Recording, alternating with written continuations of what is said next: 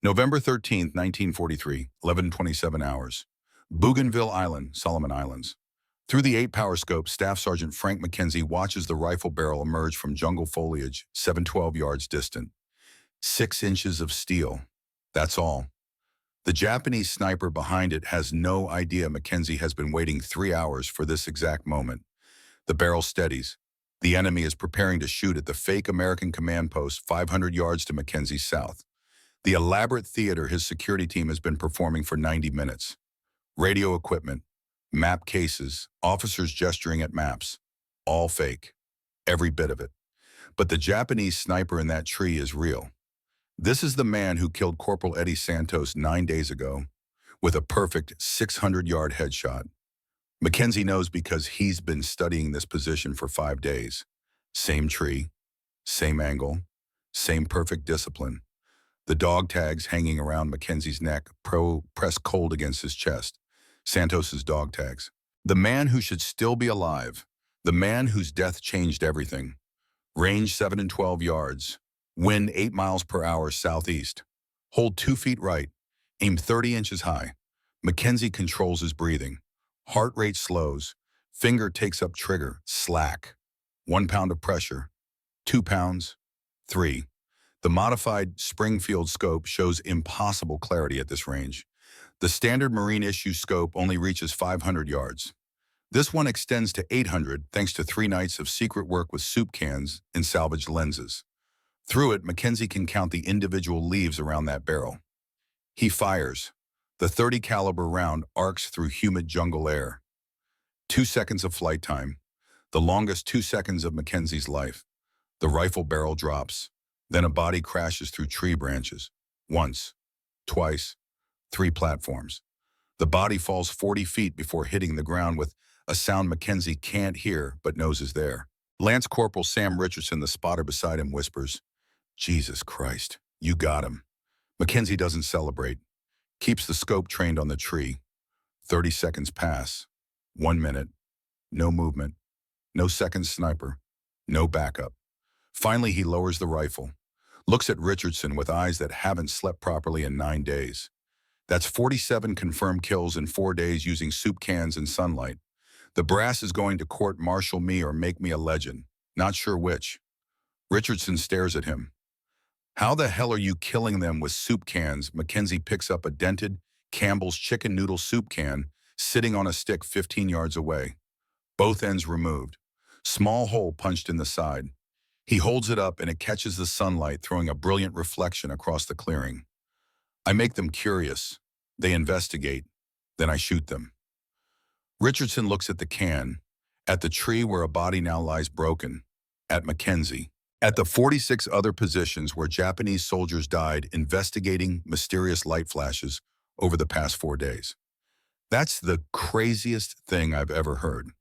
McKenzie sets the can back on the stick, adjusts the angle slightly, creates another flash. Crazy works when nothing else does. To understand how a Montana farm boy turned garbage into the deadliest sniper operation in Marine Corps history, we need to go back 9 days. To the moment everything changed. To the 3 seconds that killed Eddie Santos and started a revolution. November 8th, 1943, 07:45 hours. Same jungle, different horror. Frank McKenzie and Eddie Santos have been in this hide position for 90 minutes. Reconnaissance mission. Suspected Japanese command bunker 600 yards distant. They've watched through scopes and binoculars.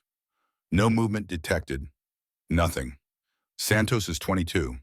San Diego. Former lifeguard with perfect vision and steady nerves. He talks about opening a surf shop after the war. Board rentals. Lessons for tourists. A life measured in waves instead of yards and bullet drop. They've been partners for 3 months. Trust each other with information most men share only with priests or wives. Santos shifts his weight, whispers without moving his lips. "I'm going to glass that tree line. Check for observers." McKenzie keeps his eye to the scope. Wait for cloud cover. Sun's too bright. Just 3 seconds. I'll be quick. Santos raises the binoculars. The lens catches sun. A micro flash. Barely visible. The kind of thing you'd miss if you blinked. The kind of thing that means nothing. But 600 yards away, in a tree platform, Mackenzie cannot see a Japanese sniper with perfect discipline and inhuman patience sees that flash. The shot sounds like the world cracking open. Santos drops. The bullet entered his right temple. Exit wound the size of a fist. His body doesn't twitch, doesn't convulse, just stops. 1 second he's alive, the next he's gone. That's what a perfect headshot does. It removes the person and leaves only meat. Mackenzie freezes. His brain processing information his heart refuses to accept. Santos was there. Now Santos is not. The transition happened too fast for reality to adjust. No muzzle flash visible, no second shot, no movement anywhere in the jungle. Just perfect sniper discipline from an enemy who knows exactly what he's doing. Mackenzie remains motionless for 30 minutes, holding Santos's body. One hand pressed against the wound that destroyed his friend's brain, blood warm and then cool against his palm. Studying the jungle with eyes that see everything and understand nothing. Analyzing angles, calculating distances, building a map of death in his mind. The Japanese sniper is in an elevated tree platform, camouflaged perfectly. Has been there for hours, waiting for exactly this. A careless American, a moment of exposure, 3 seconds of reflected light. This is what Gunnery Sergeant Henderson warned about at sniper school 6 months ago. The enemy who adapts faster than you. The enemy who waits. The enemy who never makes the same mistake twice. Mackenzie carries Santos's body 400 yards back to friendly lines. Doesn't speak to the Marines who try to help. Doesn't answer questions from the corpsman who confirms what Mackenzie already knows. Just sits outside the aid station after they take Santos away. Staring at nothing. Thinking about everything. That evening, Captain Daniel Morrison finds him there. Still sitting, still bloody, still silent. Morrison doesn't ask if he's okay, doesn't offer condolences, just says, "What do you need?" Mackenzie looks up. "Permission to hunt him, sir, not with conventional tactics." "What are you thinking?" Something he won't expect, something he can't adapt to because he's never seen it before. Morrison studies Mackenzie's face, sees something there that makes him nod. "Show me." November 8th, 1830 hours. Mackenzie's foxhole. He's eating sea-ration chicken and noodle soup, heated with a fuel tablet that smells like gasoline and regret. Opened with his P-38 cannon opener, the tiny folding tool that every soldier carries and most soldiers lose. The sun is setting behind him at a 30-degree angle, painting the jungle in shades of amber and shadow, making everything beautiful the way sunsets do, even in places where men die badly. Absently, Mackenzie sets the empty soup can on the sandbag while eating. Not thinking, just going through motions because eating is what living people do, and he's still alive, even though Santos is not. The can catches the sunset. A brilliant reflection flashes across his foxhole, hits his eyes, momentarily blinds him. He raises his hand to block it, and the flash moves, dances, creates patterns of light and shadow that mean nothing but look like something. His hand freezes in midair. Santos died because his binoculars reflected light for 3 seconds. That Japanese sniper saw one flash and knew exactly where to shoot. What if I could create controlled flashes that mean nothing? Make him investigate. Force him to move. Break his perfect concealment. Mackenzie picks up the soup can, turns it in his hands, studies the way light reflects off the curved metal surface, sees possibilities where other men see garbage. In Montana, he hunted elk that could see a man blinking at 300 yards. Elk that could stand motionless for 6 hours. Elk that never adapted because their instincts were millions of years old and unchanging. He learned patience from them, learned stillness, learned to think in hours instead of minutes. But elk never adapted because Mackenzie never gave them patterns to learn. He moved different every time, approached from unexpected angles, used the terrain in ways elk couldn't predict because elk brains don't work that way. Japanese soldiers have elk instincts. See movement, hear sound, spot muzzle flash, trained responses to recognize threats, but random light reflections, patterns that look intentional but mean nothing. That's not in their training. That's not in anyone's training. If I can make them curious enough to investigate, that's when I shoot. And I won't be where they're looking because I'll position myself 90 degrees from the light source. They'll focus on the cans, I'll shoot from the flank. Mackenzie's hands start shaking, not from fear, from possibility, from the sudden understanding that the worst day of his life might become the catalyst for something no one has tried before. 15 minutes later, he's explaining his idea to Captain Morrison at the battalion command post. Morrison listens without interrupting. Expression neutral. When Mackenzie finishes, Morrison says, "You want to use soup cans as bait." "Not bait, sir. Distraction, confusion." The Japanese train to spot movement sound muzzle flash. They don't train for random light reflections. If I can make them curious, they'll shift position to investigate. That's when I shoot. Morrison considers this. You'd need multiple cans at different positions. Create a pattern they can't ignore. Yes, sir, and I'd need to position myself off axis from the cans. Let them focus on the wrong location while I engage from the side. You understand this is insane. Yes, sir. So was Santos dying from a 3-second mistake. Insane is all I have left. Morrison studies Mackenzie's face again, sees the same thing he saw earlier. Grief transformed into purpose. Rage refined into methodology. You have 24 hours to demonstrate effectiveness. If it works, I'll give you a dedicated security team, an expanded mission. If it fails, you return to conventional sniper duties.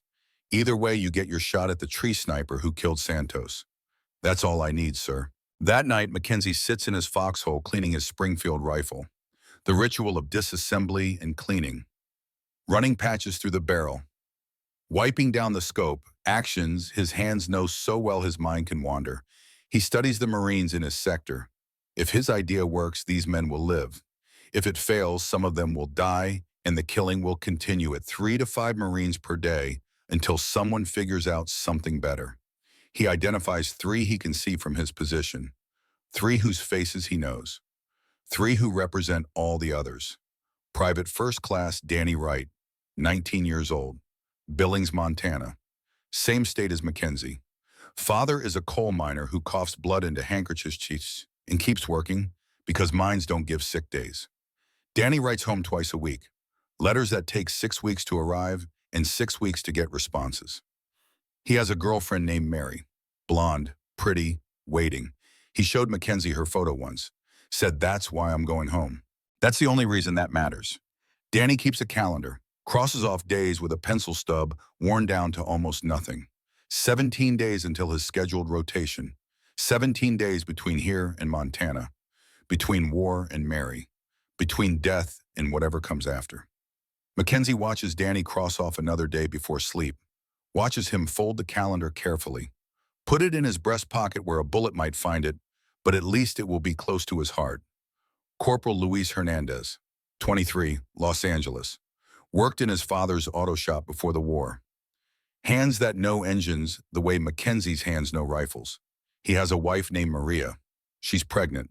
The last letter said 8 months now, and the doctor says it's a boy, and I want to name him Luis Jr., but only if you come home to meet him. Hernandez carries that letter in his helmet, takes it out and rereads it when he thinks no one is watching, lips moving slightly as he traces each word. Sometimes he touches his stomach like he can feel the baby kicking, even though Maria is 6,000 miles away, and the baby is kicking in a world that doesn't have bullets or jungle rot or the smell of death that gets into your clothes and never washes out. 3 weeks until the baby is due. 3 weeks until Luis Jr. enters a world where his father might be a memory instead of a man. Lance Corporal Sam Richardson, 25, Houston, Texas, combat veteran who survived Guadalcanal. Steady, calm, the kind of Marine other Marines trust because he's proven he knows how to stay alive. He has 2 brothers also serving, one in Europe, one in the Navy, different wars, same risk. His mother writes weekly, letters that arrive in bundles because mail ships are slow and enemy submarines are fast. Every letter ends the same way. All 3 of my boys have to come home. That's not a request, that's a requirement. You're the oldest, Samuel. You set the example, you come home and your brothers will follow. Richardson has survived this long through skill and luck in proportions he can't measure. He needs to survive longer, needs to make it through this island, this campaign, this war, needs to go home and bring his brothers with him through nothing but the power of example. Mackenzie watches these 3 men prepare for sleep, Wright counting days, Hernandez rereading letters, Richardson cleaning his rifle with the same careful precision Mackenzie uses. Three men, three reasons, three faces that represent 300 Marines in this sector who deserve to live. If the soup can idea fails, the Japanese sniper might kill one of them tomorrow, or the day after, or the day after that. 3 to 5 Marines per day. Eventually, the math catches everyone. If the soup can idea works, these three men go home. Danny marries Mary. Luis meets Luis Jr. Sam brings his brothers back to Houston, and their mother cries the good tears instead of the bad ones. Mackenzie makes his decision sitting there in the dark with Santos's dog tags hanging around his neck and a soup can sitting on the sandbag catching moonlight. He's going to make this work, whatever it takes. November 9th, 1943, 0400 hours. Mackenzie hasn't slept. Spent the night thinking through angles, sun trajectory, Japanese positions, optimal can placement, the geometry of death measured in degrees and distances. He collects 8 soup cans from the company mess. The mess sergeant gives him a look but doesn't ask questions because Mackenzie's expression says questions are not welcome. Uses his P-38 to remove both ends. Creates hollow cylinders. Punches small holes in the sides with his K-bar knife. Each hole positioned for directional reflection. Angles matter. Everything matters. He paints 3 cans with mud, creates contrast with the shiny cans. The human eye notices change more than consistency, notices difference more than sameness. 3 shiny cans create pattern. 3 muddy cans break pattern. 3 shiny again. The irregularity will draw attention because brains are built to spot things that don't fit. He constructs a simple string and pulley system from parachute cord and tent stakes. Remote adjustment capability. He can change the angle of any can without exposing himself. Can create flash sequences from 50 yards away while hidden in completely different location. Studies sun trajectory. The sun rises at 0630, takes this path across this section of sky, will hit this angle at this time, will create this type of reflection at this intensity. Math and in light, physics and death. 0630 hours. Mackenzie positions himself 300 yards behind the front lines. Overlooks a clearing the Japanese use for interposition movement. He's seen them crossing this clearing 3 times over the past week. Always cautious, always quick, but always crossing because it's the fastest route between their positions, and speed sometimes matters more than the safety. He plants 5 soup cans on stakes at various positions, 15 to 40 yards from his hide, each angled to catch morning sun at different times, each connected to his string system with parachute cord that's nearly invisible against the jungle floor. Creates offset geometry. His position is 90 degrees from the can field. Any Japanese investigating the cans will be looking there, won't be looking here. Won't imagine the threat comes from the flank because threats come from the front. That's what training teaches. That's what instinct reinforces. Security team of 4 riflemen positioned for overwatch. Their job is protecting Mackenzie if something goes wrong. If Japanese soldiers get too close, if the whole plan collapses into chaos and bullets. Private First Class Danny Wright asks in a whisper that barely moves the air. Sarge, this really gonna work with soup cans? Mackenzie checks his rifle. Loads 5 rounds, chambers 1, 4 in the magazine, 1 ready to fire. Only one way to find out. 0747 hours. The sun rises over jungle that's been jungle for 10,000 years and will be jungle for 10,000 more, regardless of who kills who today. First light touches the first can. Brilliant reflection shoots across the clearing toward Japanese positions. Mackenzie uses his string system. Pulls gently. The can angles shift. The flash dances. 3 seconds on. Darkness. 30 seconds pause. Different can flashes from different position. No pattern, no rhythm, just random bursts of light that look like they should mean something, but don't. For 20 minutes, nothing happens. Mackenzie begins to doubt, begins to think maybe this is just crazy. Maybe grief made him stupid. Maybe soup cans are just soup cans, and genius is just desperation wearing a mask. Then at 08:15 hours, a Japanese soldier emerges partially from the tree line, 480 yards distant, moving cautiously, scanning, trying to locate the source of the mysterious lights. Through his scope, Mackenzie sees details. Japanese uniform, binoculars hanging from neck strap, confusion on a face that's too young for war, but war doesn't check birth certificates. The soldier raises the binoculars, starts to scan the area where the soup cans are positioned.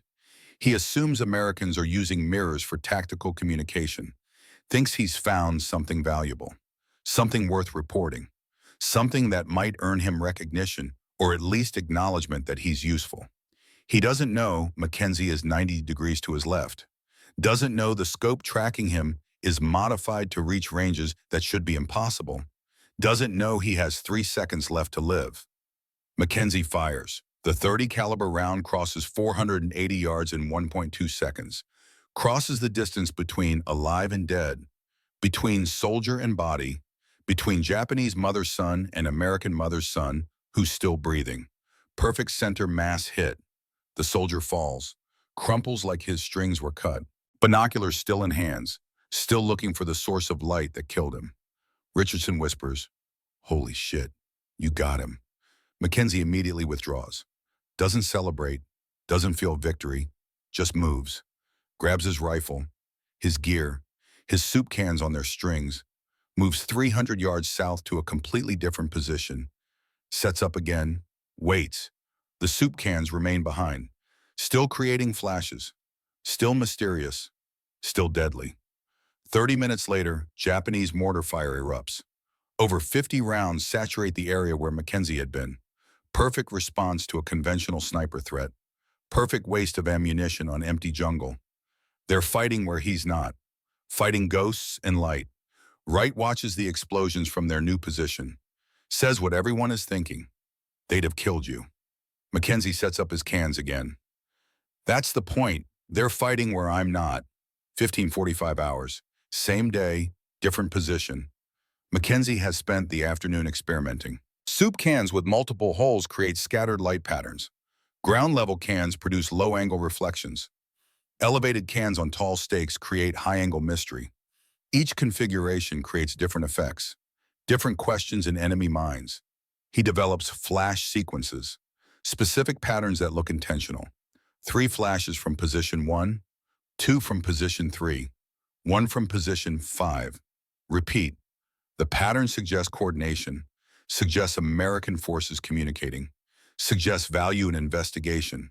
Target appears at 15:45 hours. Japanese observer, 520 yards distant. Elevated position in a tree that provides good view of American lines. The observer has been there all day. Mackenzie spotted him at 0900 but waited. Patience, let the man feel safe. Let him think his position is secure. Now Mackenzie creates his 3 flash sequence. Position 1, position 3, position 5. Repeat. The observer sees it. Mackenzie watches through scope as the man's head turns. Tracks the flashes.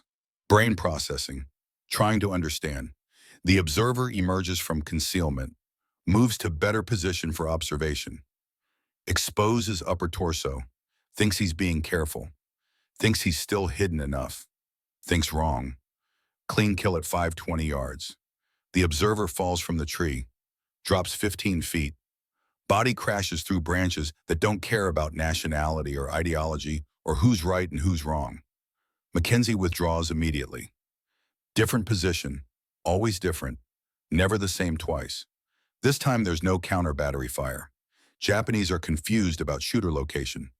Confused about what's happening. Confusion is the goal. Confusion creates hesitation.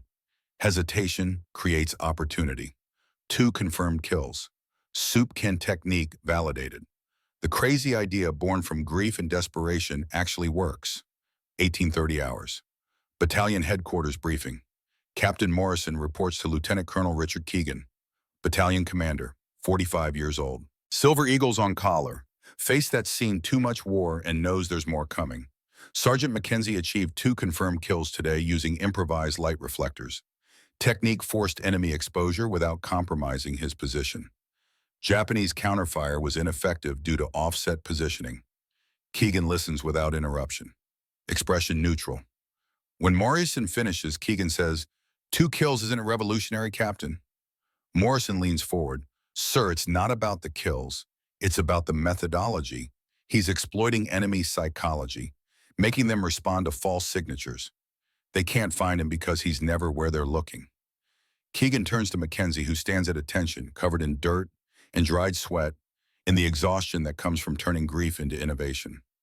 Honest assessment, Sergeant. How many do you think you can get in 1 week? Mackenzie remembers Henderson's warning at sniper school. The enemy who adapts, the enemy who learns. The advantage that's always temporary because nothing lasts forever in war. Sir, if I can establish proper positions, and if the Japanese don't adapt immediately, maybe 20 to 30 in a week, assuming optimal conditions. But they'll learn, they always do. My advantage is temporary. Keegan processes this, does math in his head. 20 to 30 enemy casualties versus how many American lives saved. The equation that commanders solve in blood. You have 5 days, November 10th through 15. Dedicated security team, your selection. Your only mission is eliminate enemy snipers using whatever methods work. After 5 days, we assess effectiveness and decide on broader implementation. Turns to Morrison. Captain, this is your authorization. Make it happen. Mackenzie selects his security team. 6 Marines who understand patience, who can stay quiet, who won't question the insanity of using garbage as weapons. Danny Wright, because he's from Montana and understands hunting. Luis Hernandez, because he has steady hands and mechanical aptitude. James Tucker, Iowa farm boy who knows improvisation. Mike Patterson, street smart and quick thinking. Robert Chen with excellent eyesight. Sam Richardson as team leader, combat veteran, calm under fire. These 6 will protect Mackenzie, enable his kills, witness something that will become legend. Night, November 9th, 2100 hours. Mackenzie's foxhole. He's cleaning his Springfield rifle.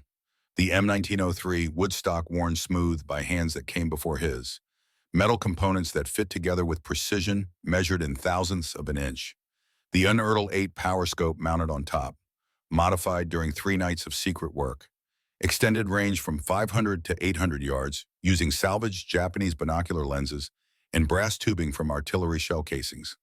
Santos's dog tags hang around his neck. Catch firelight from the small heat tablet he's using for warmth. Metal on metal, the sound of the dead touching the living. Richardson approaches, sits without asking permission because they're past that now. The boys are wondering what's the real goal here. Mackenzie loads 5 rounds into the Springfield magazine, each round seated with deliberate precision. Brass casings catching light, lead bullets that will cross hundreds of yards in seconds and end lives in milliseconds. Santos was killed by a Japanese sniper who never made a mistake. Perfect discipline, perfect concealment. He's still out there, in that tree, 700 yards east of our lines. Richardson nods, understands. And the other 14 Japanese snipers in this sector. Mackenzie closes the bolt, chambers around, ready to fire. Practice. Every one of them is practice for the main event. He looks at the soup cans sitting on the sandbag, catches moonlight, creates small reflections that dance on the dirt wall of the foxhole. Light that means nothing. Light that will mean everything. Santos died because light betrayed his position for 3 seconds. I'm going to use light to betray theirs for exactly as long as I need. Richardson studies Mackenzie's face, sees something there that's beyond determination, beyond revenge, something that looks like purpose refined to its purest form. When do we start? Mackenzie looks east toward the tree where the Japanese sniper waits, the man who killed Santos, the man who has no idea what's coming. Sun rises at 06:30 tomorrow. We start 17 minutes later. First light, first blood, November 10th, 1943. The sun would rise at 06:30 hours. The soup can war would begin 17 minutes later. And by the time it ended 5 days later, 112 Japanese soldiers would be dead. Marine sniper doctrine would be rewritten, and Frank Mackenzie would prove that sometimes the best weapon isn't the newest or most powerful. Sometimes it's the one nobody else thought to use. November 10th, 1943, 0400 hours. Darkness before dawn. Mackenzie and his security team infiltrate forward positions while the jungle still holds its secrets, moving through darkness that's more feeling than sight. Each step deliberate, each breath controlled. The kind of movement that takes hours to cover distances normal men walk in minutes. He identifies 7 primary shooting positions, 7 locations with clear sight lines to known Japanese positions, ranges from 400 to 800 yards. Each position requires different soup can configuration based on sun angle throughout the day, based on enemy observation points, based on available concealment and withdrawal routes.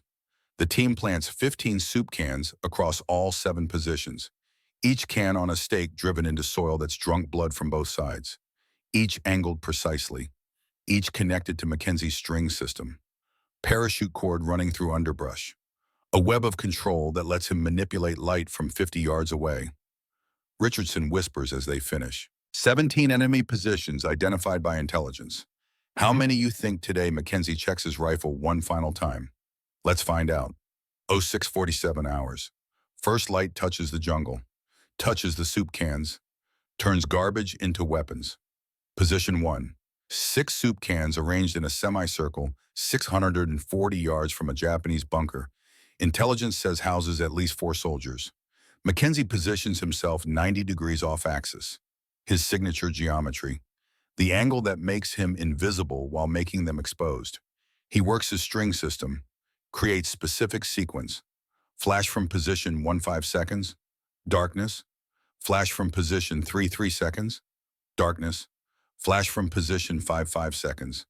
Pattern repeats 3 times over 10 minutes. Through his scope, Mackenzie watches Japanese positions. Waiting. Patience learned from Montana elk that could wait 6 hours without moving. Patience refined by war that demands perfection because second place means death. At 07:45, 2 Japanese soldiers emerge from the concealed bunker entrance. Partial exposure. Heads and shoulders visible. Through the scope, Mackenzie sees them talking, pointing, gesturing toward the soup can positions, trying to understand what the flashes mean. One soldier raises binoculars, focuses on where the cans are positioned.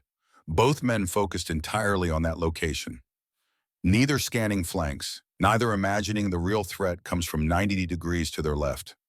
Mackenzie fires. The first soldier goes down, chest hit at 640 yards. The bullet crossed that distance in 1.6 seconds, crossed from Mackenzie's rifle into flesh that was alive and then wasn't. Bolt action, 1.8 seconds to cycle. Smooth, practiced. Thousands of repetitions compressed into muscle memory that doesn't require thought. Second shot, the companion soldier, shoulder hit, non-fatal but incapacitating. He drops. Screaming probably, though. Mackenzie can't hear it at this range, can only see the body writhing. Richardson beside him. 2 confirmed. Mackenzie withdraws immediately, grabs rifle and gear, moves to position 400 yards northwest. Sets up again. The soup cans remain behind, still flashing, still mysterious, still doing their job. Progress 2 down, 15 to go. 08:30 hours. Brief lull while Mackenzie repositions. Danny Wright sits against a tree, eating cold sea ration hash. Crosses another day off his calendar with the pencil stub. 16 days until rotation now. 16 days until Montana, until Mary, until life measured in seasons instead of seconds. He writes a quick letter on paper that's damp from humidity. Getting closer, I can almost taste Montana air. Can almost feel your hand in mine. 16 days, Mary. Just 16 more days. Folds the letter carefully, puts it in his breast pocket where all his letters to Mary live until the mail ship takes them away. 16 days of letters waiting to be sent. 16 days of hope pressed against his heart. Luis Hernandez checks the letter from Maria for the 100th time today. The paper is wearing thin from being unfolded and refolded. The words are fading from being touched. 8 months now and the doctor says it's a boy, and I want to name him Luis Jr., but only if you come home to meet him. 2 weeks until the baby arrives. 14 days until Luis Jr. enters the world. 14 days until Hernandez becomes a father or becomes a memory. The math is simple and terrible. He whispers to the letter like Maria can hear him across 6,000 miles of ocean. Hang on, mijo. Papa's coming home. Sam Richardson cleans his rifle with practiced precision. Disassembly, cleaning, reassembly, the ritual that keeps men alive. While he works, he thinks about his 2 brothers serving in other wars. Europe, Pacific Navy, Three brothers, three wars, one mother who writes every week demanding they all come home. He's the oldest, has to set the example. Has to survive so his brothers know survival is possible. Has to make it through this island so they can make it through their wars. The weight of being first. The burden of showing the way. Richardson watches Mackenzie setting up position 4. Watches him work the soup can angles with mathematical precision. Thinks this man is keeping us alive. Whatever it takes, we protect him. They don't know yet that Mackenzie's soup cans are saving more than just their lives. Don't know the count will reach numbers that seem impossible. Don't know they're witnessing something that will change doctrine. 0920 hours, position 2. Mackenzie creates flash pattern suggesting American patrol movement, not random lights. Coordinated sequence that mimics tactical communication. 3 flashes left, 2 flashes center, 1 flash right. The pattern a patrol might use to coordinate movement through hostile territory. A Japanese soldier at 580 yards sees the pattern, emerges from his position to investigate, moving between locations, head on a swivel, rifle ready, cautious but not cautious enough. The challenge moving target needs to lead the shot. Calculate not just where the target is, but where he'll be when the bullet arrives. Mackenzie does math in his head. Target speed approximately 3 miles per hour. Distance 580 yards. Flight time roughly 1.5 seconds. Lead by 2.5 feet. Factor in wind. Factor in target potentially changing speed or direction. He waits for the moment the soldier pauses. The moment when human curiosity overcomes training. The moment when the soldier stops to stare at the flashing soup cans. Fires. Center mass hit. The soldier drops mid-stride. 1 foot still raised. Body falling before the brain can signal the muscles to react. Dead before hitting ground. Progress 3 down, 14 to go. 1 hour elapsed. 10:45 hours. Position 5. Mackenzie has been working this position for 20 minutes. Created elaborate flash sequence. 2 Japanese observers at 670 yards attempting to locate the source. Smart ones. Careful ones. The kind that survive. He fires. First observer down, but the second observer is faster, smarter, more experienced. Immediately identifies Mackenzie's muzzle position from the shot. Returns fire instantly. 3 rounds impact rocks near Mackenzie's head. Crack, crack, crack. Sound of bullets passing closer than bullets should pass. Rock fragments spray. Sharp edges cutting. Blood runs from cuts above Mackenzie's left eye. Warm. Wet. Blurring vision. Richardson beside him. You hit. Mackenzie wipes blood, still alive. Keep spotting. The second observer is repositioning, moving to flank Mackenzie's position, trying to get better angle, trying to finish what he started. This is a duel now. 2 snipers, 1 position.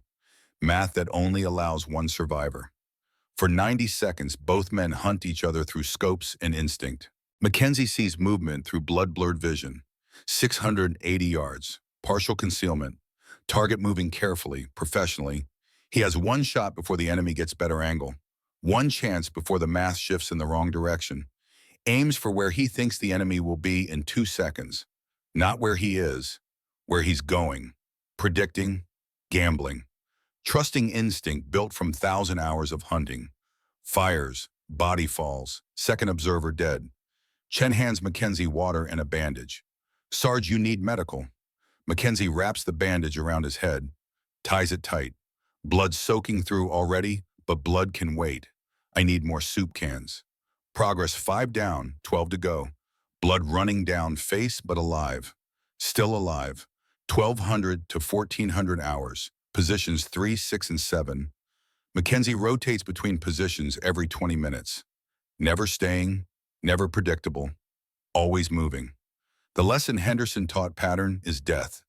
Kill 6 at 12:15 hours.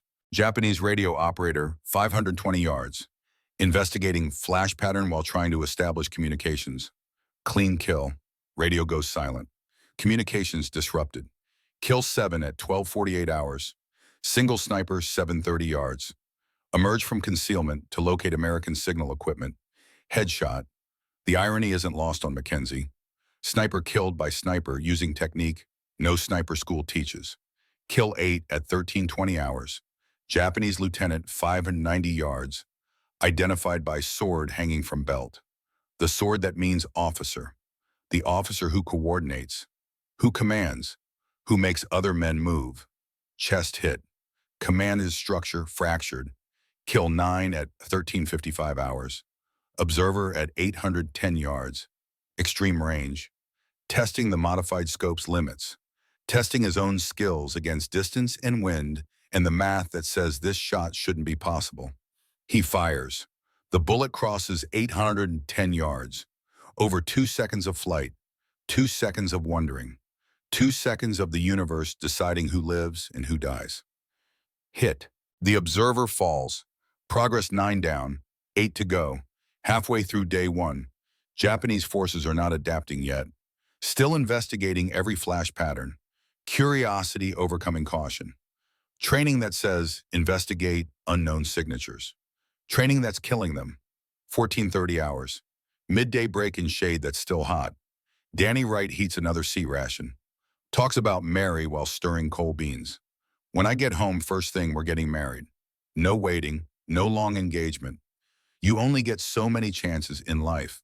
War teaches you that. War teaches you tomorrow might not come, so you take today. 15 days and 18 hours until rotation. The math he does constantly. The countdown that means everything. Luis Hernandez writes another letter to Maria. I heard 9 shots today. 9 Japanese who won't be shooting at us anymore. Every one means I'm closer to holding our son, closer to being the father he deserves instead of the name on a telegram. 13 days until baby is due. 13 days until everything changes. 13 days that feel like forever and feel like no time at all. Sam Richardson watches Mackenzie through binoculars, studies how he works, the precision, the patience, the absolute refusal to make mistakes. Thinks this man is keeping us alive. 9 kills in 6 hours. 9 Japanese soldiers who won't kill Danny or Luis or any of the other Marines who deserve to go home. Whatever it takes, we protect him. We keep him alive so he can keep everyone else alive.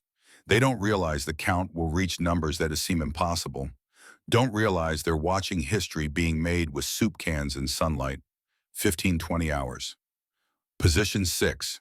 Japanese captain stands outside a bunker 640 yards distant. Consulting map with 2 subordinates, planning, coordinating, making decisions that will send men to die or live. The kind of target that changes equations. Through the scope, Mackenzie sees details. Captain's insignia. The map spread on a makeshift table. 3 heads bent over paper. 3 targets presented like gifts. He fires. Captain down. Chest hit. The man falls across his own map.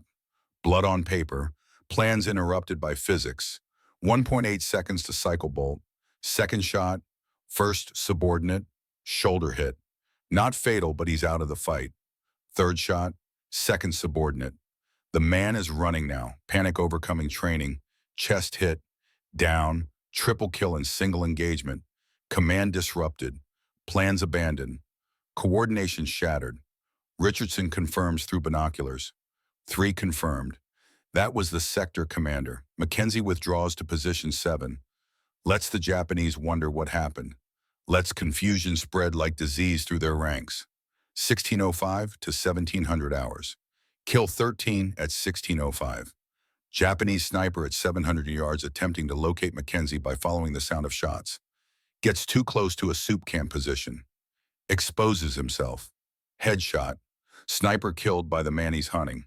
Kill 14 and 15 at 1638.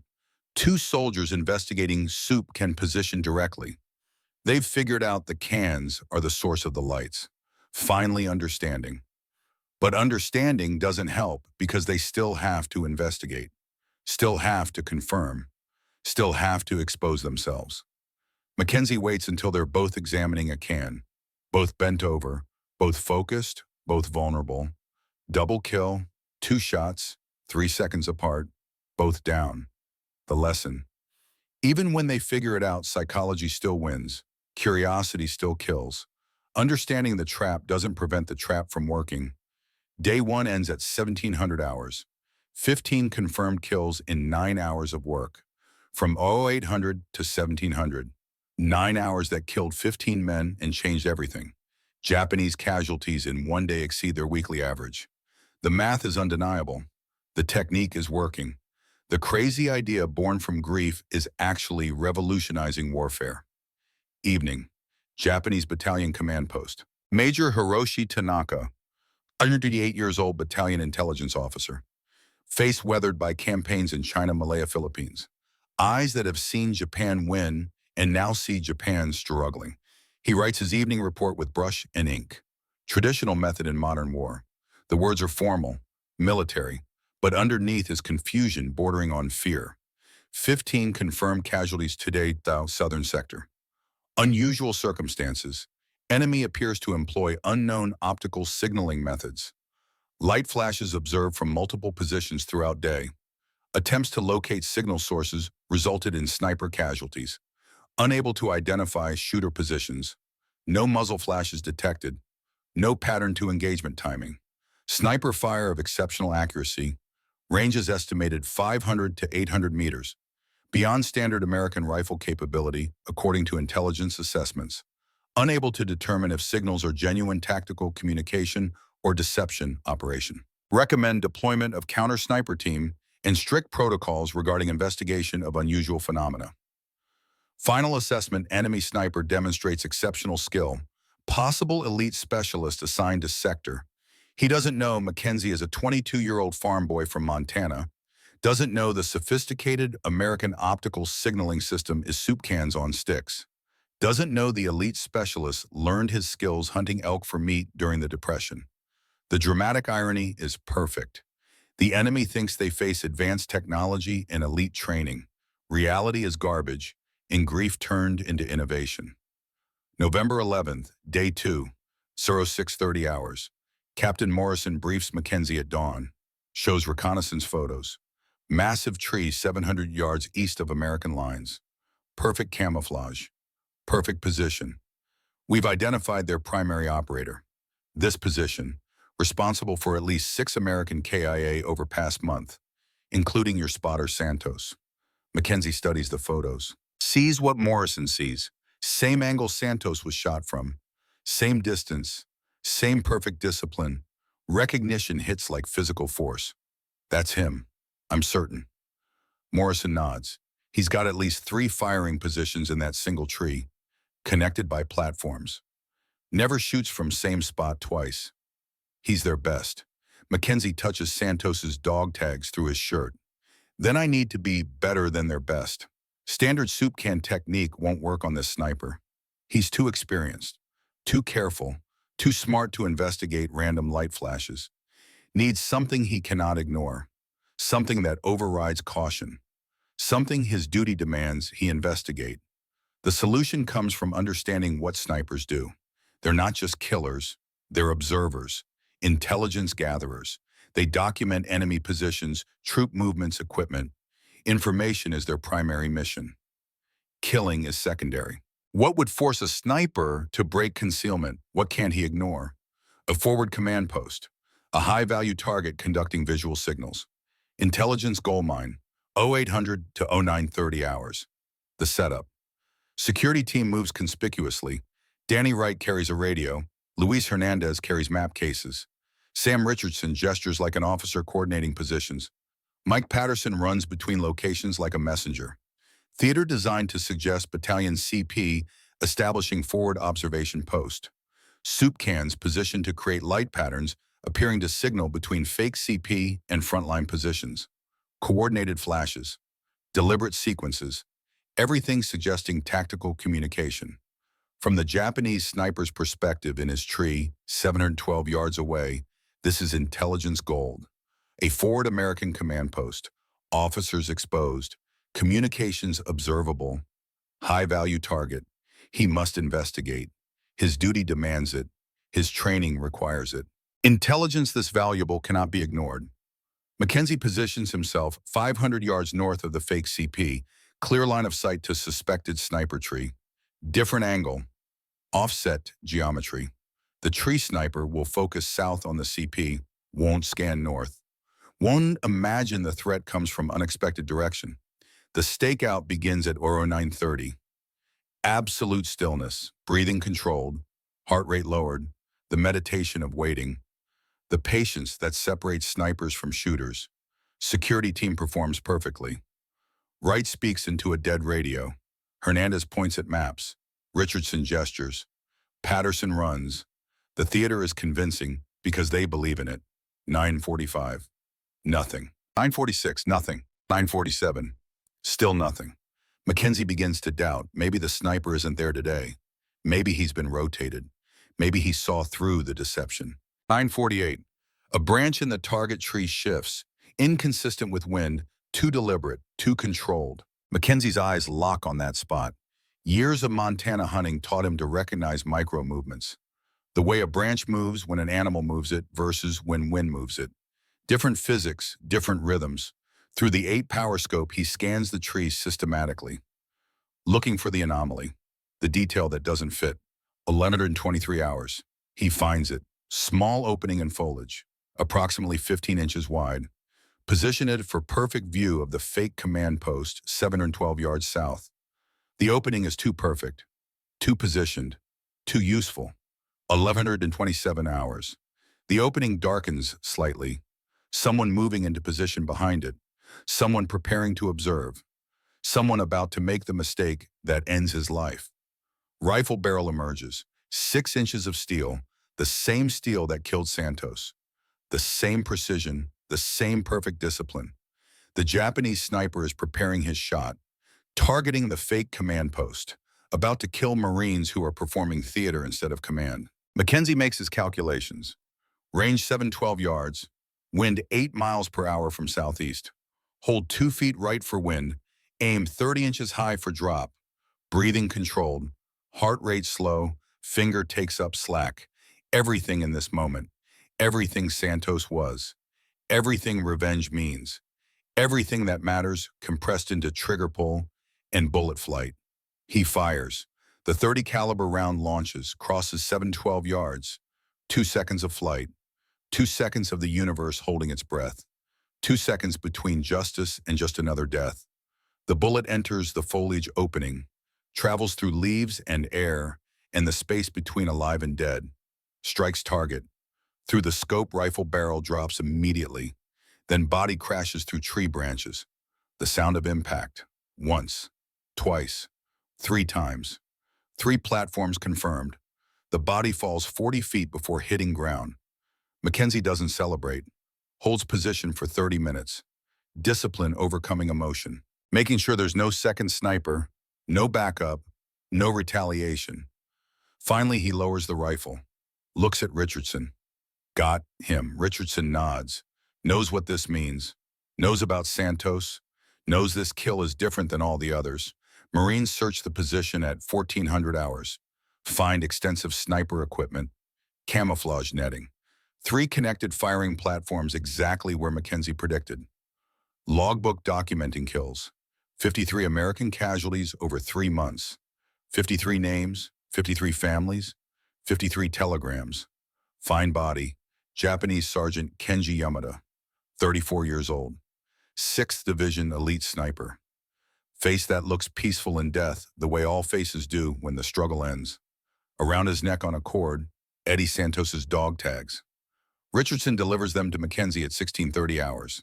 Hands them over without words because words don't fit here. Mackenzie holds the tags. Metal still warm from being worn, from being carried. From being trophy taken from a good man by a good man in a war that makes good men kill each other. He breaks down. First tears since Santos died 9 days ago. Crying not from sadness, but from the release of pressure that's been building. From revenge achieved. From justice served. From knowing Santos is avenged, but still dead. Still gone.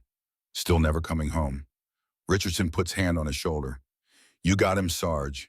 You got the bastard who killed Eddie. Mackenzie wipes tears. Puts Santos's tags around his own neck with the ones already there. 2 sets now, 2 Marines, 1 dead, 1 living, both carried. Eddie deserved better than soup cans and revenge. He deserved to go home. But he didn't get that. So Mackenzie gave him what he could, gave him the death of the man who killed him, gave him justice measured in 712 yards and 2 seconds of bullet flight. Day 2 total 16 kills, including the tree sniper. Operation total 31 kills in 2 days. The Japanese are starting to notice, starting to fear, starting to understand something is different in this sector. Something is hunting them with methods they don't understand. Something that uses light and distance and psychology as weapons. They call him the demon, the ghost, the American witch. They're not wrong. Mackenzie has become something beyond normal soldier, has become grief refined into methodology, has become innovation born from necessity, has become the answer to the question, what happens when you give a Montana farm boy soup cans and motivation measured in dead friends? The answer is 112 kills in 5 days. But he doesn't know that number yet, doesn't know how high the count will go, doesn't know he's halfway to a number that will seem impossible when written in reports. He only knows Santos is avenged. The tree sniper is dead, and there are still Japanese soldiers alive who need to die so Danny and Luis and Sam can go home. The count continues tomorrow. November 12, 1943, Day 3, 0700 hours. Mackenzie deploys his soup cans with the confidence of 2 days and 31 kills behind him. Creates the same elaborate flash sequences, the same patterns that worked yesterday, the same psychology that exploited curiosity and turned it into death. 4 hours pass. 0700 to 1100. 0 kills. Japanese troops see the flashes. Mackenzie watches them through his scope. They notice, they observe, they discuss, but they do not investigate, do not expose themselves, do not take the bait that killed 31 of their comrades over the past 2 days. The enemy has adapted. Wright whispers what everyone is thinking. Sarge, they're not coming out anymore. Patterson adds, they figured it out. Mackenzie studies the Japanese positions through his scope, sees soldiers pointing at the flashes, sees officers giving orders, sees the discipline that keeps them hidden. Henderson's warning echoes in memory. The Japs aren't elk. They learn, they adjust, they remember. The advantage was always temporary. Every innovation has a counter-innovation. Every tactic breeds a counter-tactic. The question is not whether the enemy adapts, but whether Mackenzie can adapt faster. 1200 hours. Captain Morrison arrives at the forward position with news Mackenzie already knows is bad. Division is asking about results. You had 16 yesterday. 0 so far today. Behind Morrison stands Major William Parker, Battalion XO, 40 years old. Career officer who believes in doctrine and tradition and doing things the proven way. He's been skeptical of the soup can operation from the beginning, sees it as a gimmick, as desperation masquerading as innovation. Parker speaks with the tone of a man who's been proven right. Sergeant, I recommend you return to conventional sniper duties. The technique has run its course. Enemy adapted. It's over. Morrison defends. Major, he eliminated their primary sniper yesterday. That alone justifies the operation. Parker cuts him off. 1 day of success doesn't make doctrine, Captain. Look at today. 0 kills in 5 hours. The enemy learned. They stopped investigating. The trick is done. Mackenzie interrupts. Sir, give me until end of November 13th. They adapted to light. I'll adapt to their adaptation. Morrison looks at Parker. He has 2 days remaining on authorized timeline. Let him finish what he started. Parker agrees reluctantly. The expression on his face says he expects failure. If kill rate doesn't improve by tomorrow evening, this experiment ends. You return to regular duties, and we forget this soup can nonsense. After they leave, Richardson asks, can you do it? Can you adapt?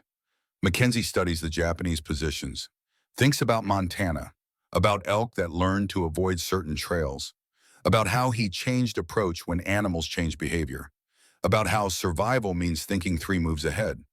They're not investigating anything suspicious now. Total discipline. So we make it not suspicious. We make it something they have to respond to. Chen asks, like what? Something that suggests we're about to attack. Something their officers can't ignore even if they want to. Something that forces response regardless of discipline. The solution attack coordination gambit. Flash patterns suggesting American assault preparation. Not random signals. Deliberate patterns suggesting troop movements, artillery spotting, patrol coordination. Patterns that look like intelligence Japanese commanders cannot afford to ignore. 1630 to 1700 hours. Mackenzie deploys the new technique. 4 kills as Japanese reconnaissance teams are sent to investigate potential assault indicators. Not many, not like yesterday, but enough to prove the principle. Enough to show adaptation is possible. Day 3, total 7 kills. Recovery from morning drought, but still below days 1 and 2. Operation total 38 kills in 3 days. Mackenzie realizes the truth that all innovators eventually face. Temporary advantage. Always temporary.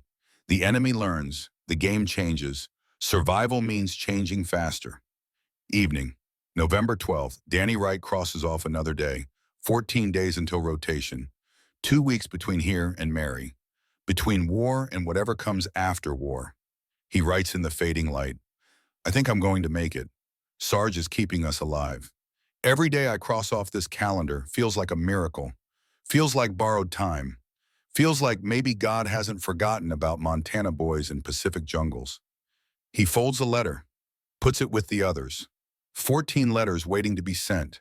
14 days of hope pressed against his heart, where bullets might find them, but at least they'll be close. Luis Hernandez stares at Maria's letter. The paper is translucent now from being touched so many times. The words are fading. 11 days until the baby is due. 11 days until Luis Jr. enters the world. 11 days until everything changes. He whispers to the letter like prayer, like incantation, like the words themselves can cross oceans and keep his son safe. Any day now, Maria. Any day now our boy arrives. I need to be there. I need to hold him. I need to be more than a name on his birth certificate. Sam Richardson watches Mackenzie work through the adaptation problem, watches him sketch diagrams in the dirt, watches him think 3 moves ahead, while the enemy thinks 2 moves ahead, thinks this man doesn't quit. Even when it fails, he finds another way. That's why we're still alive. That's why Danny gets 14 more days. That's why Luis might meet his son. They don't realize tomorrow will be Mackenzie's best day. Don't realize the count will jump by numbers that seem impossible. Don't realize they're watching genius work in real time. November 13th, day 4, 0700 hours. Mackenzie deploys a technique he calls artillery observer simulation. Soup cans positioned to mimic forward observer spotting artillery. Flash sequences corresponding to actual American artillery fire patterns. He coordinates with the artillery battery. When shells land, his cans flash. Creates illusion of spotter directing fire missions. Japanese priority eliminate forward observers. High-value targets that direct devastating artillery. Observers who can see their positions. Observers who can call death from the sky. They must respond, must locate the observer, must eliminate the threat. 0745 to 1045 hours. 3 Japanese counter-observer teams sent to locate the American spotter. All 3 teams expose themselves during movement. All 3 teams die. AED kills in 3 hours. Midday, 1100 to 1500 hours. Patrol coordination gambit. Different pattern now. Suggests American patrols coordinating movements. Wright and Chen move through jungle conspicuously with protective overwatch from the rest of the security team. Real movement, real Marines, but positioned to draw out Japanese reconnaissance elements. Soupcan flashes appear to signal between patrol elements. The pattern suggests infiltration, suggests American forces penetrating Japanese defensive zone, suggests threat that must be tracked, must be countered, must be stopped. 11 kills as Japanese reconnaissance attempts to track the patrols, and as they move to intercept, as they expose themselves trying to stop what they think is happening. 1 near disaster at 1320 hours. Japanese squad of 8 men almost stumbles directly onto Mackenzie's position. They're 40 yards away when Richardson's security team engages. Close-range firefight. 3 Japanese dead. 5 retreat. The sound of bullets passing close enough to feel the displacement of air. Chen afterwards. Sarge, that was too close. Mackenzie reloading, hands shaking slightly. First time his hands have shaken. Agreed, we're pushing the limits. But he doesn't stop. Can't stop. Because Danny has 14 days and Luis has 11, and Sam needs to bring his brothers home. Because 300 Marines in this sector deserve to live. Because Santos deserves to be avenged not just once, but 112 times. 1430 to 1600 hours. The most sophisticated pattern yet. 20 soup cans deployed across 7 positions. Complex sequences mimicking battalion-level coordination. Everything suggesting major American assault preparation. Everything screaming attack is imminent. Prepare defenses, move troops, coordinate response. Japanese forces believing an attack is coming begin defensive repositioning. This repositioning requires movement across open areas, requires officers exposing themselves to coordinate, requires breakdown of camouflage discipline in favor of speed. The 90-minute engagement becomes the deadliest period of the entire operation. 1430 hours. First kill, Japanese lieutenant at 590 yards. Standing, gesturing, coordinating defensive preparations. Chest hit. Down. 1445 hours. Second lieutenant at 640 yards. Moving between positions. Carrying orders. Rifle slung, focused on mission instead of survival. Headshot. 1505 hours. Squad leader at 580 yards. 8 enlisted personnel. Moving as unit, exposed. Mackenzie fires. Squad leader down. Squad scatters. Patterson and Richardson engage with M1 Garands. 3 more down. 1520 hours. Another lieutenant at 615 yards. Map case visible. Radio operator beside him. 2 shots. 3 seconds apart. Both down. 1535 hours. The prize. Japanese captain at 670 yards. Identified by sword and insignia. Standing beside a Type 92 machine gun position. Directing fire. Coordinating defense. Making decisions that will kill Americans or save Japanese. Mackenzie takes extra time with this shot. Breathing controlled. Heart rate as low as he can make it. This is a captain. This is command structure. This is the kind of kill that cascades. He fires, chest hit. The captain falls across his own machine gun. The crew panics, abandons position, runs. Richardson through binoculars. That was a company commander. Maybe battalion staff. 1540 to 1600 hours. The chaos continues. Japanese defensive coordination collapsing. Officers exposing themselves trying to restore order. Enlisted men moving without cover trying to reach new positions. The kind of target-rich environment that comes once in a war. 9 more kills in 20 minutes. Methodical. Precise. Mackenzie rotating between positions. Never firing more than twice from same location. Always moving, always adapting, always 3 moves ahead. Day 4 ends at 1600 hours. 30 kills, the highest single day count of the operation. More kills in one day than most snipers achieve in entire campaigns. Operation totals 68 kills in 4 days. But it's not just about numbers. It's about operational impact. Japanese defensive capability in this sector degraded by an estimated 40%. Command structure fractured. Coordination disrupted. Morale shattered. Evening, Japanese battalion command post. Major Tanaka writes his report with hands that shake slightly. Day 4 of American Demon operations. 30 casualties today. 4 officers killed, including Captain Yoshida, 2nd Company Commander. Defensive coordination collapsed during repositioning. Unknown how enemy predicted our movements. Optical signals suggested major assault preparation. Repositioned forces accordingly. Assault never materialized. Casualties occurred during repositioning. Enemy sniper continues to demonstrate impossible accuracy at extreme ranges. Counter-sniper operations have failed. Cannot locate shooter positions. Cannot predict engagement patterns. Cannot develop effective countermeasures. Morale declining significantly. Soldiers reluctant to move during daylight. Officers afraid to expose themselves for command functions. Defensive capability degrading daily. Unable to maintain current operational posture if casualties continue at this rate. Recommend immediate relief of this battalion and rotation to rear area for reconstitution. He doesn't write what he's thinking. Doesn't write that he's afraid, that he no longer understands what's happening, that the rules of warfare he learned over 15 years of service don't apply here, that an American with soup cans and sunlight has broken his battalion. Private Takeshi Ito, 20 years old, writes in his diary by candlelight. His hands shake worse than Tanaka's. 4th day of demon attacks. 30 men dead today. Saw Lieutenant Saito killed. Saw his head explode at 600 meters. No sound, just suddenly his head wasn't there anymore. Just blood and bone, and the radio operator screaming. 3 men in my squad dead investigating signals yesterday. 2 more today. We're down to 4 men from 12. The demon picks us off one by one. Officers forbid investigation, but intelligence demands reconnaissance. No one knows which order to follow. Americans possess witchcraft. Light appears from nowhere and men die. Sounds come without source and men die. We cannot fight what we cannot see, cannot kill what we cannot find. I no longer trust my eyes.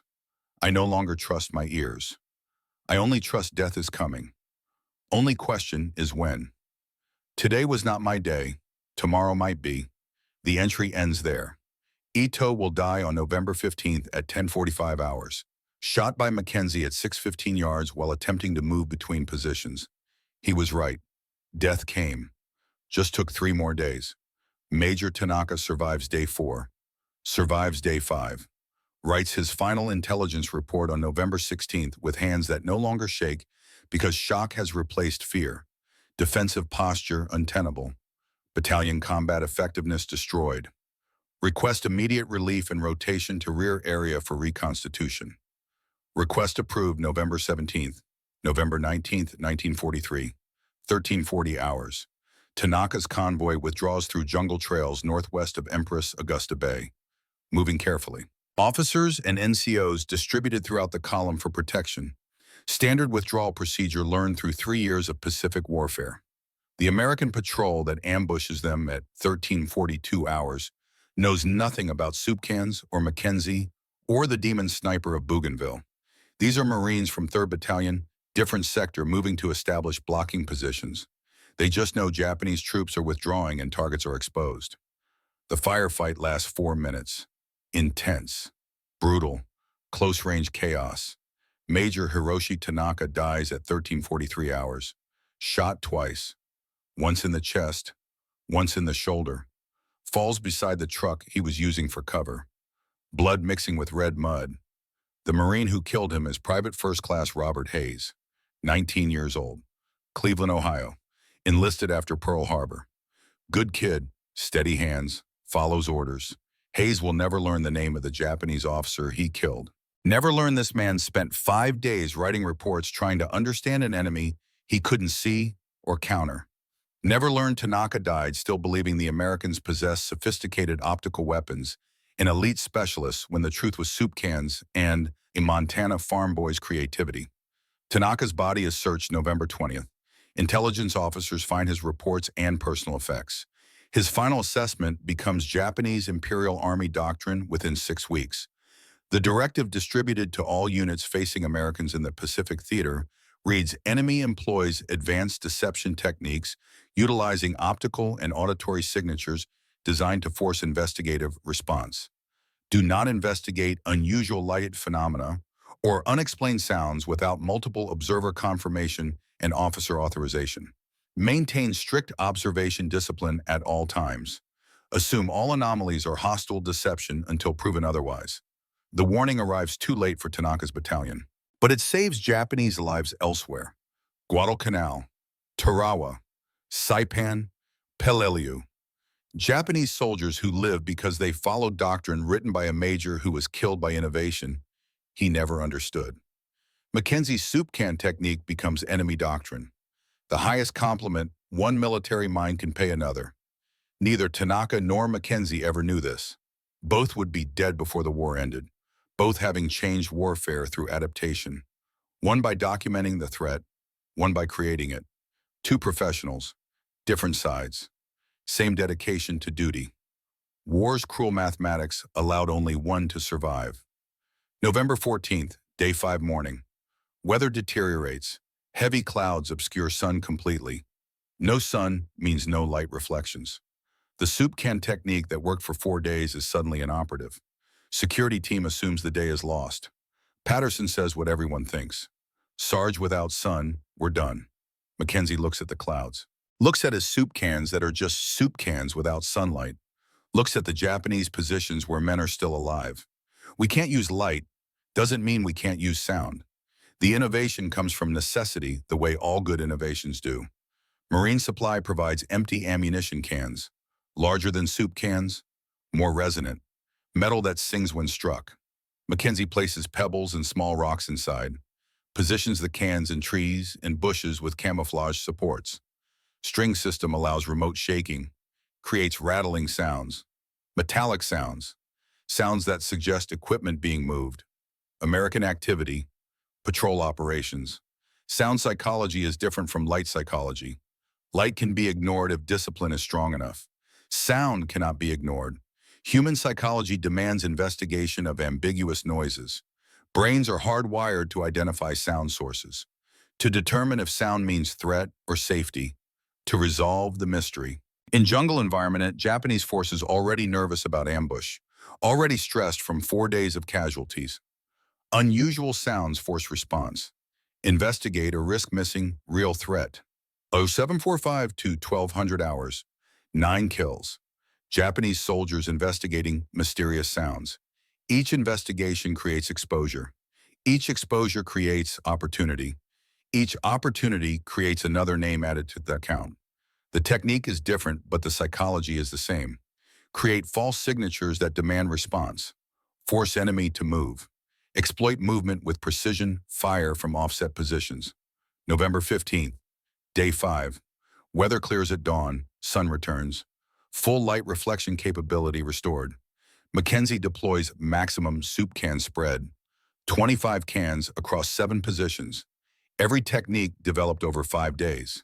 Every pattern that worked. Every innovation that killed. Creates the most sophisticated attack imminent pattern. Multiple flash sequences from multiple positions suggesting battalion-level assault coordination, artillery observer patterns, patrol coordination patterns, command post signals. Everything simultaneously. Overwhelming the enemy with signals that demand response. Japanese forces already broken from 4 days of casualties and psychological warfare interpret the signals as genuine assault preparation. Defensive repositioning begins exactly as Mackenzie predicted, exactly as he planned, exactly as he needs. 0745 to 1200 hours, 28 kills. The morning becomes a shooting gallery. Japanese troops repositioning across open ground, officers attempting to coordinate, radio operators establishing communications, scouts investigating signals. Everyone moving, everyone exposed, everyone dying. Mackenzie rotates between all 7 positions. Fires, moves, never stopping, never slowing. The mathematics of death calculated and executed with precision that seems inhuman. Wright keeps count, calls out numbers. 98, 99, 100. The number crosses into 3 digits, enters territory that seems impossible. That will be questioned by people who weren't there. That will require verification by multiple observers to be believed. Chen spotting, 105, 108, 110. Operation total climbing toward a number Mackenzie didn't predict, didn't imagine, didn't think possible when this started 5 days ago with 2 kills in validation of a crazy idea. 1200 to 1545 hours, pursuing retreating elements, Japanese forces beginning to withdraw, beginning to abandon positions, beginning to understand they cannot stay in this sector, cannot maintain defense against an enemy they cannot find or fight or understand. 12 more kills during the afternoon, each one a soldier trying to escape, trying to survive, trying to make it to safety that keeps moving further away. 1545 hours.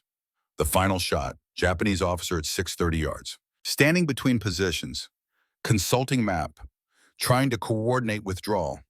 Distracted by Mackenzie's ammunition cans creating noise. Head turned, attention divided, vulnerable. Mackenzie fires the last round of the operation. The 112th kill, the final name on a list that will become legendary. Chest hit, clean. The officer falls across his map. Blood on paper, plans interrupted forever. Mackenzie checks his watch. 1547 hours, November 15th, 1943. Exactly 5 days, 11 hours, and 47 minutes since the operation began. He looks at Richardson. It's done. Richardson stares. 112, 112 confirmed. Observers verified 97. The rest will need documentation, but the count is solid. Chen whispers, Jesus Christ, Sarge. 112. The number hangs in the air. Impossible but true. Unbelievable but documented. A farm boy with soup cans and sunlight killed 112 enemy soldiers in 5 days and changed Marine Corps doctrine forever. Evening, November 15th, 1600 hours. Operation complete. Danny Wright crosses off another day. 13 days until rotation. 13 days he will live to see because 112 Japanese soldiers won't be shooting at him. Won't be killing Montana boys who deserve to go home to blonde girls named Mary. He survived. Against odds that say he shouldn't have. Against mathematics that predict casualties. Against a war that eats young men and spits out telegrams. Danny will make it home. Will marry Mary in a church in Billings. Will have 3 children. Will tell them about the war, but not about the parts that still wake him at night. Will live to be 73. Will die in bed surrounded by grandchildren instead of jungle surrounded by nothing. Luis Hernandez reads the letter from Maria one more time. 10 days until baby is due. 10 days until Luis Jr. 10 days until everything changes. He survived. Will make it home. Will hold his son 6 weeks after Luis Jr. is born. Will cry the first time those tiny hands grip his finger. Will teach his boy to work on cars. Will tell him about the sergeant who used soup cans to keep fathers alive. Will name his second son Frank after the man who gave him the chance to be a father instead of a memory. Luis lives to 81, dies in Los Angeles surrounded by children and grandchildren and great-grandchildren. Dies having lived the life that Mackenzie's soup cans made possible. Sam Richardson survived Bougainville. Will survive the rest of the war. Will make it home to Houston. Will learn his 2 brothers also survived. Will watch his mother cry the good tears when all 3 sons walked through the door on the same day in November 1945. All 3 came home. All 3 lived. The prayer answered. The promise kept. The requirement met. Sam becomes a teacher, teaches history, tells students about innovation and adaptation and thinking different under pressure. Doesn't glorify war but honors the men who fought. Lives to 86, dies having taught 3 generations about the sergeant who changed warfare with garbage. All 3 lived because Frank Mackenzie said, "I don't care about regulations. I care about Marines living." November 16th, Battalion Headquarters. Captain Morrison delivers Mackenzie's tally sheet to Lieutenant Colonel Keegan. The numbers written in pencil. Observer verification notes attached. The documentation that transforms impossible into official. 112 confirmed enemy casualties. 97 verified by secondary observers. 15 verified by primary security team only, but supported by circumstantial evidence. Keegan stares at the numbers. Reads them 3 times. Looks at Morrison. "This is accurate."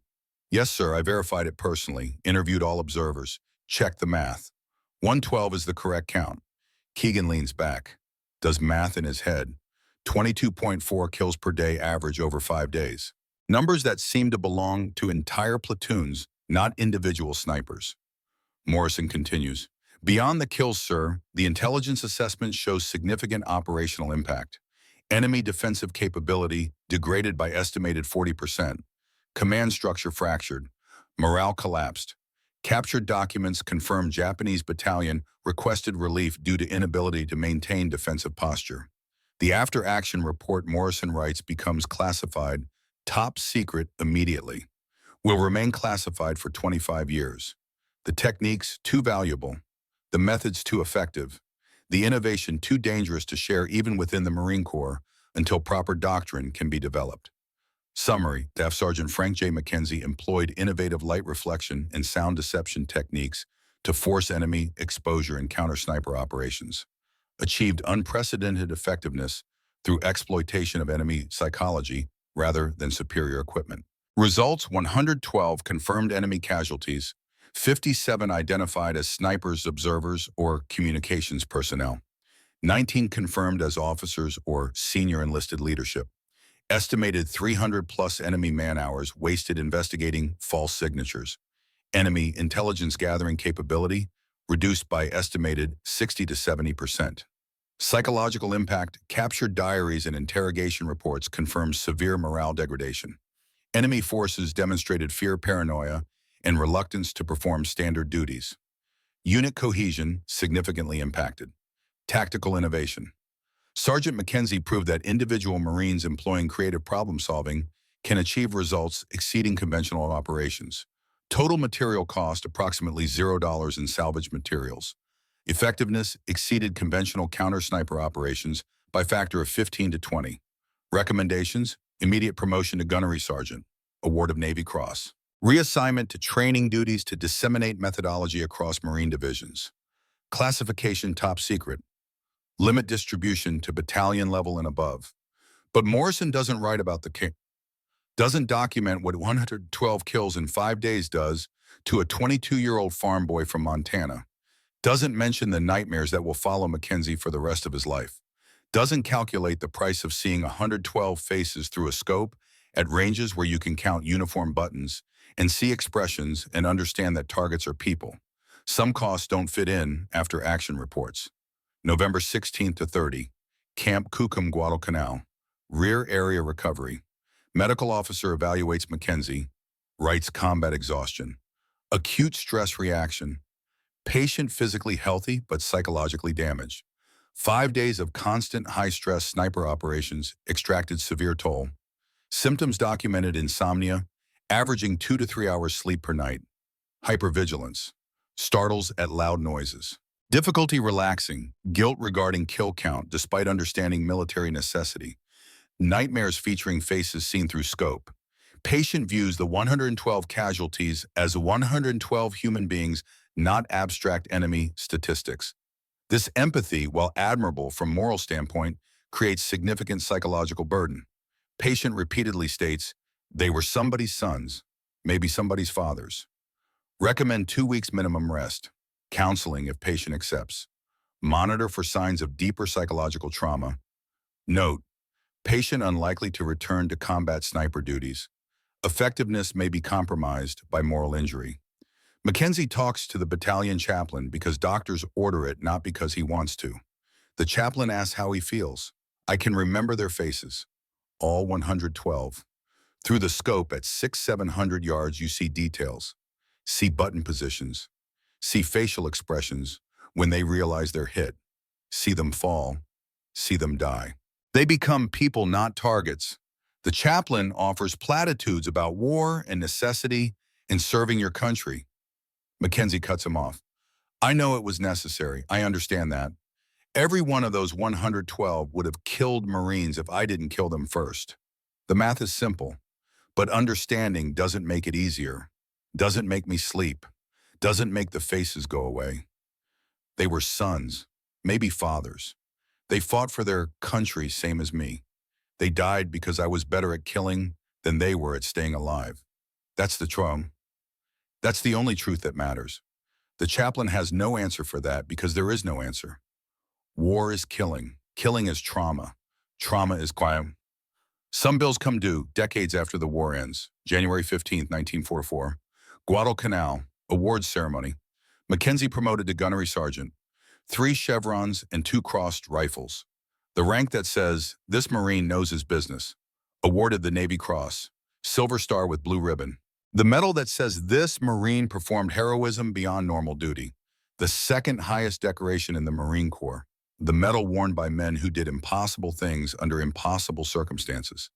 The citation reads in formal language that somehow captures and simultaneously fails to capture what happened. The specific details remain classified. For extraordinary heroism and distinguished service while serving as Scout Sniper 2nd Battalion 3rd Marine Division during operations against enemy Japanese forces, Solomon Islands, November 1943.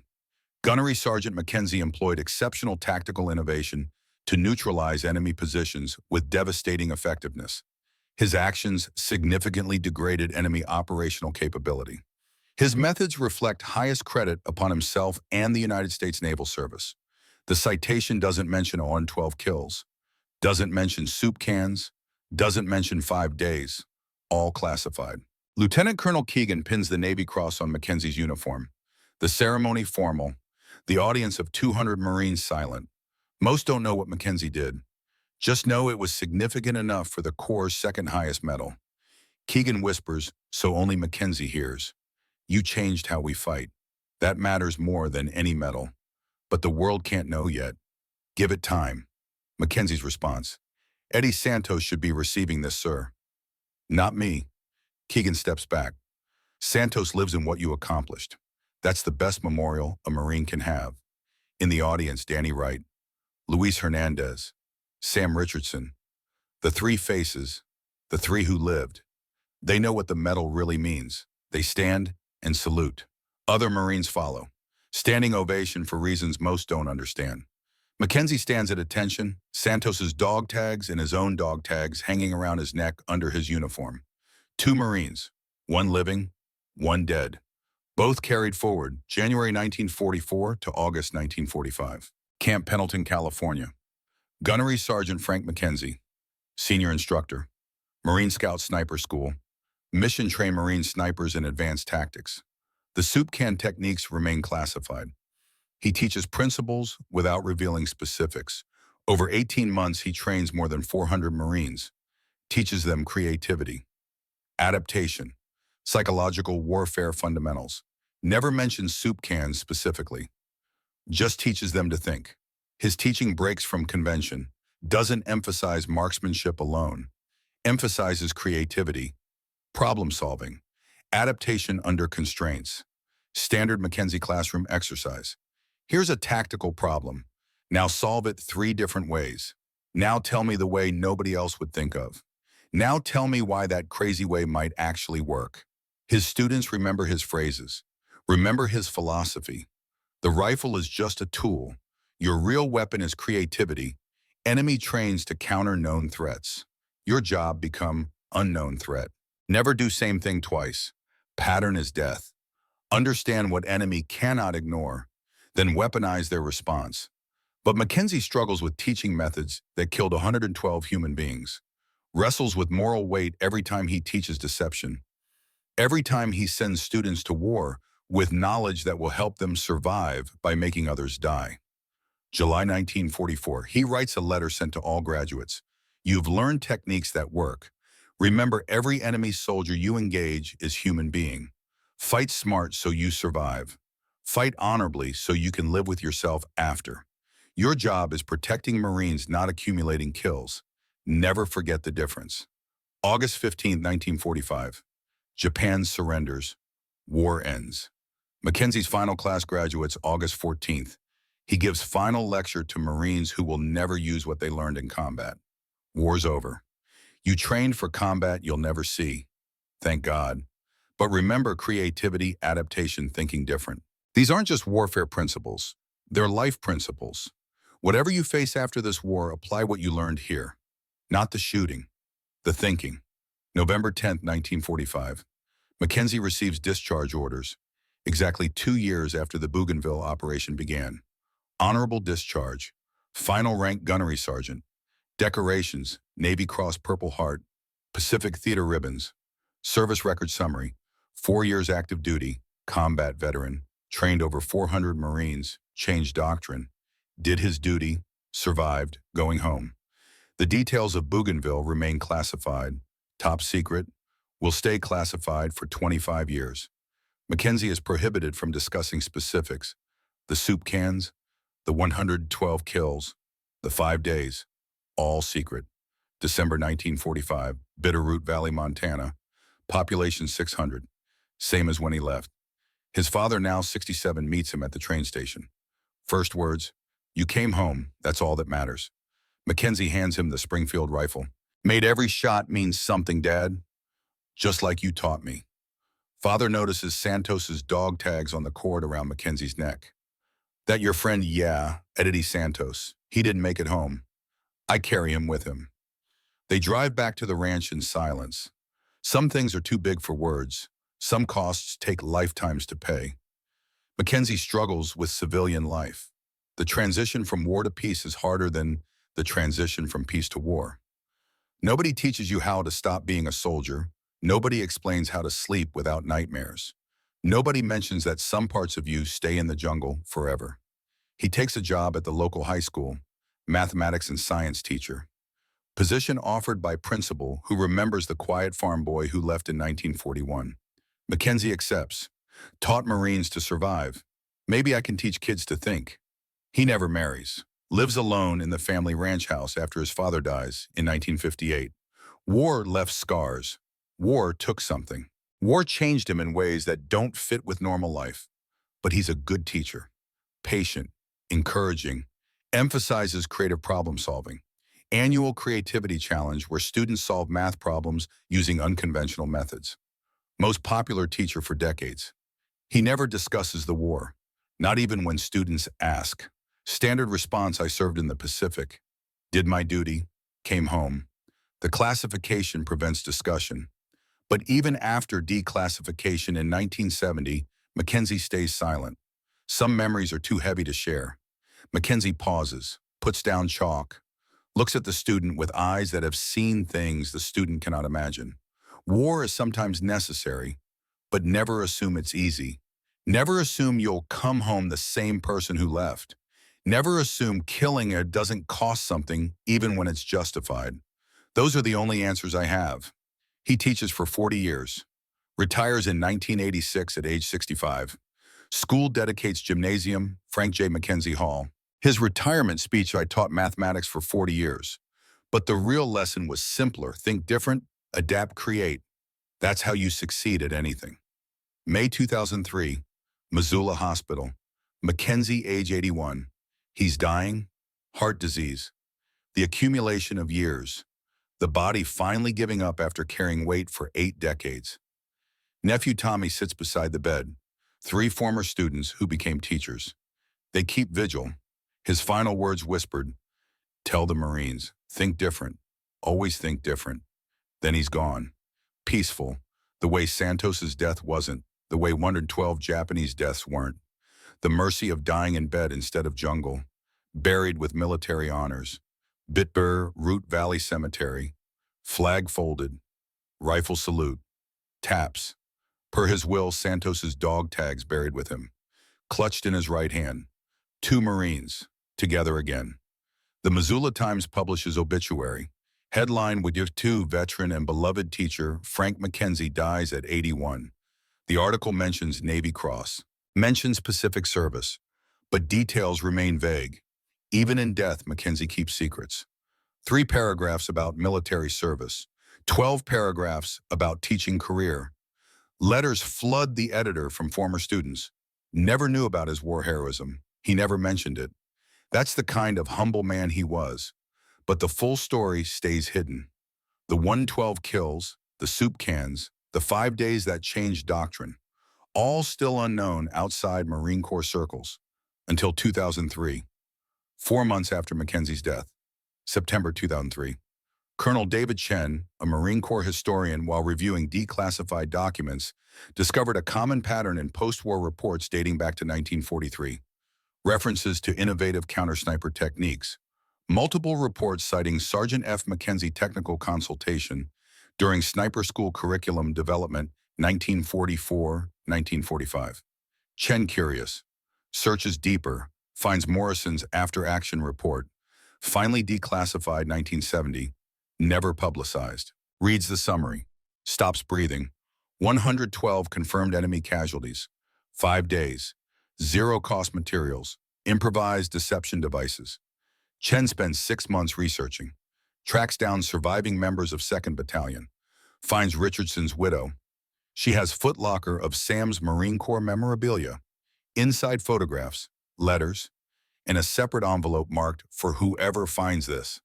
Richardson's handwritten account from 1987, 2 years before his death. I was there. I saw it. Gunnery Sergeant Frank Mackenzie killed 112 Japanese soldiers in 5 days using soup cans and light. Sounds crazy. It's true. I kept count. Here's what happened. 3 pages. Detailed. Verified by Richardson's signature and witness statements he collected from Wright and Hernandez before they died. Chen tracks down Mackenzie's nephew Tommy, asks about Uncle's service.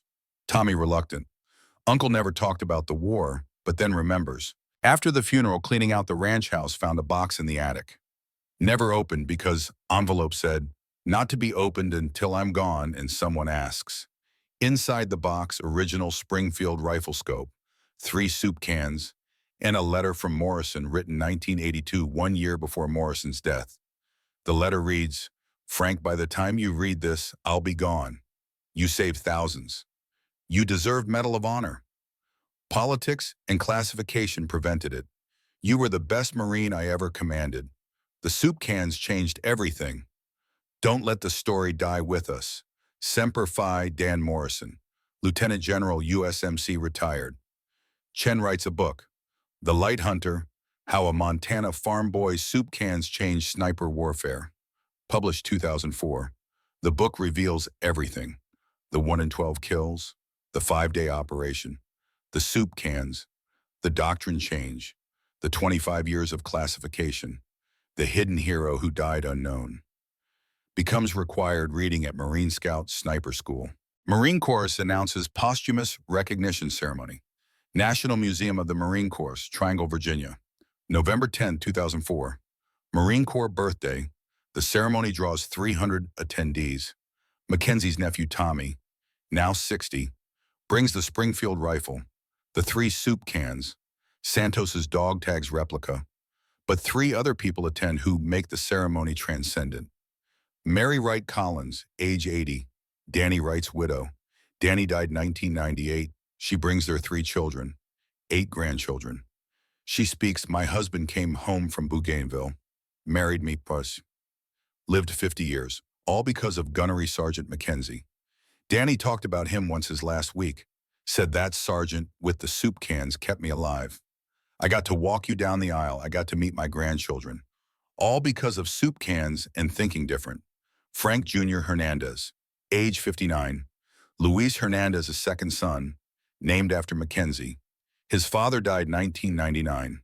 He speaks, my father named me Frank. Told me why when I turned 18. Said there was a sergeant who used soup cans to kill Japanese soldiers so fathers could come home to sons. My father lived 60 years after Bougainville, taught me everything, built my wedding car by hand, held his grandchildren, all because Gunnery Sergeant Mackenzie thought different with garbage. Professor Samuel Richardson Jr., age 58, Sam Richardson's son. His father died 2001.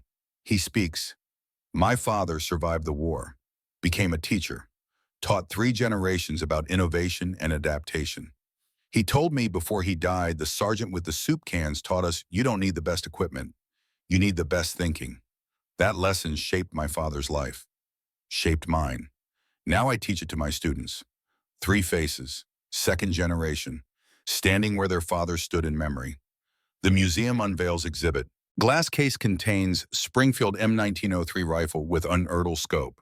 3 rusted soup cans recovered from Bougainville, 2003 archaeology expedition. Mackenzie's Navy Cross Santos's dog tags replica. Morrison's letter to Mackenzie Richardson's handwritten account. Handwritten note from Mackenzie's training manual. Creativity beats technology, always. Placard reads, Gunnery Sergeant Frank J. Mackenzie achieved 112 confirmed enemy casualties over 5 days, November 10-15, 1943, using improvised light reflection devices constructed from discarded food containers. His techniques revolutionized Marine Corps sniper doctrine and demonstrated that effectiveness stems from superior thinking rather than superior equipment. He trained over 400 Marines 1944-1945. His principles remain core curriculum at Marine Scout Sniper School. Additional placard in memory of Corporal Eddie Santos, USMC, who died so these lessons could be learned. The ceremony ends with current Marine Scout sniper students presenting arms. Their instructor speaks. Before we teach marksmanship, we teach thinking. This man proved creativity beats technology. Your enemy will have better equipment, but they won't have what Mackenzie had. They won't think like he thought. Learn the principle, adapt the application, think different. Semper Fi. Camera slowly zooms on soup cans and display case. Overhead lights catch the curved metal, create small reflections on glass. Even now, 60 years later, they still catch light, still create patterns, still demonstrate the principle that saved lives and changed doctrine. Final text appears, Gunnery Sergeant Frank J. Mackenzie, United States Marine Corps, March 1921, May 2003. Navy Cross Bougainville, November 10-15, 1943. 112. Enemy casualties, 5 days. $0 Materials Camp, Pendleton, 1944 to 1945, 400 plus Marines trained, doctrine changed, Bitterroot. High School, 1946, 1986, 40 years of teaching, 2,000 students inspired. Creativity beats technology, always. In memory of Corporal Eddie Santos, USMC, and the three faces who lived PFC, Danny Wright, Sipul, Luis Hernandez, El Sipulum, Sam Richardson, the screen fades to black. The story ends. But the principle continues. Lives in every Marine who thinks instead of just shoots. Lives in understanding that sometimes the best solutions come not from resources, but from resourcefulness. Frank McKenzie proved that in November 1943. Proved it with soup cans and sunlight and absolute refusal to accept his friend died for nothing. Eddie Santos lives in the doctrine, in the training, in the Marines who survived because McKenzie taught them to think different. And 112 Japanese soldiers died because a Montana farm boy understood what everyone else missed. The deadliest weapon isn't steel or explosives or advanced optics. It's the human mind applied with courage and creativity to the problems at hand. That's how you win wars. That's how you change history. That's how a soup can become a legend.